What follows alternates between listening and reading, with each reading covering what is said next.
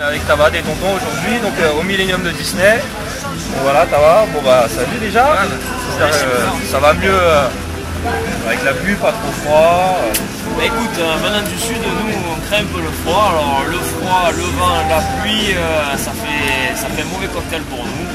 Bon, mais on a quand même joué sous des conditions très difficiles et plus que difficiles pour les sudistes. Mais bon, ça va, on n'est pas mécontent de notre manche. Ils sont 5e. Après un quart de finale que nous perdons face à Syndicate qui a su dérouler un jeu très défensif face à nous. Le terrain le permettait, on avait un jeu plus agressif et on n'a pas suggéré le fait d'attendre. On a été trop impatients face à eux. Voilà, donc, ils nous mettent donc 5-3. On finit 5e sur cette manche de Paris. Donc nous finissons du coup au général 3e au général du Millennium. Et nous finissons premier PBF, donc champion d'Europe. Premier PBF. Voilà. Et au niveau de la nouvelle disposition, le nouveau layout, tu le trouves comment toi?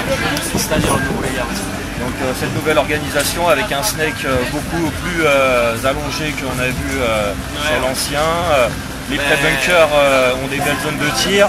Pour les runners, c'est un peu plus dur. C'est ce que nous on regrette un peu, les tontons. Parce qu'on a un jeu où on veut dérouler, on veut faire un peu le show, on aime bien être agressif, faire des mouvements, prendre peut-être des snakes ou des Dorito break, aller vite, aller loin et voilà, jouer agressif, quoi, vraiment se rentrer dedans. Là, ça ne le permet pas trop, là, si on regarde tous les matchs, maintenant les joueurs ils dépassent pas le premier obstacle de chaque côté et ils jouent à 2 derrière chaque obstacle, ils tirent en croisée, ça tire dans des fenêtres, ça attend, c'est ce que nous ont fait Syndicate. Pour moi c'est pas du beau jeu, parce que par exemple je prends juste l'exemple quand on a joué face à Syndicate, j'étais dans le premier obstacle côté Snake, en face de moi j'avais un adversaire, j'avais un autre adversaire plus à l'intérieur et un autre encore sur le côté. Mais c'est simple, je les voyais pas, je voyais que la fumée de leur canon qui tirait à l'entrée de mon obstacle pour avancer, alors que j'avais pas spécialement la main, ils cherchaient même pas à prendre le dessus sur moi, juste ils attendaient que j'avance pour que je rentre dans leur bille. Donc c'est un type de jeu, je sais pas si eux se sont amusés, s'en fait plaisir. Nous voilà, on aura gagné 3 matchs en se faisant plaisir, les 3 matchs de qualif, on aura perdu ce match contre Syndicate, mais ça ne changera pas pour autant notre façon de jouer. On continuera quand même à avoir un jeu agressif et démonstratif justement pour que nos fans prennent plaisir à nous voir jouer. Donc au niveau du projet K, donc est-ce que tu comptes investir plus ou alors dans le projet K, donc si Loïc a besoin d'aide ou de renfort, bien sûr je le soutiendrai, je serai présent comme je le suis actuellement. Après c'est pas ma priorité le projet K, ça reste plus le projet de Loïc et c'est son projet, il s'investit à fond là-dedans.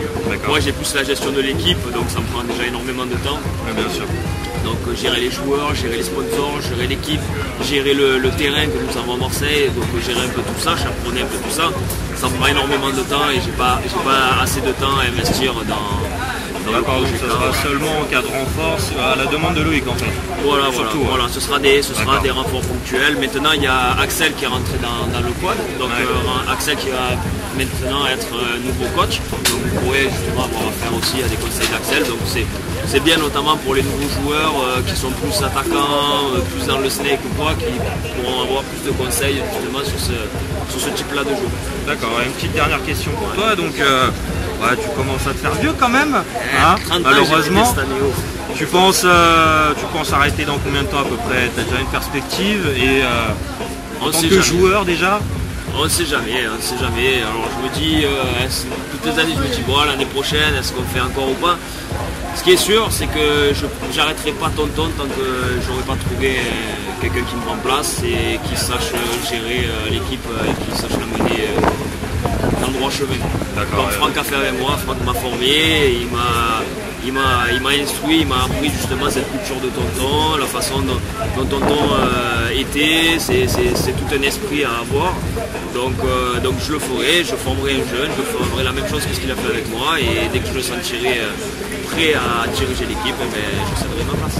D'accord, donc après tu penses plus rester un peu dans l'univers du paintball en tant que coach, ou est-ce que tu penses vraiment on va dire couper un peu les ponts avec le paintball juste après cette passation en fait?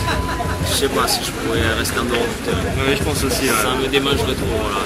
C'est simple, pour prendre comme exemple, quand je suis blessé, j'arrive pas à me mettre au bord du filet et dire bon voilà, on fait juste, on regarde, j'aide, tout ça. Non, c'est pas possible, même blessé, je vais quand même sur le terrain, je suis impulsif comme garçon. C'est ça que j'aime bien chez toi justement. Bah Tava, je te remercie. Ouais, bah merci. Encore bon retour. Bon courage, ouais. Bon t'inquiète, moi ça va, c'est pas trop loin. Ouais, ça va, ça fait trop loin. Mais bon, ça va, c'est pas une équipe comme ça, Bon bah ça va alors. Bon bah ça va, bah merci encore. Allez, c'est nous qui te remercions. Salut.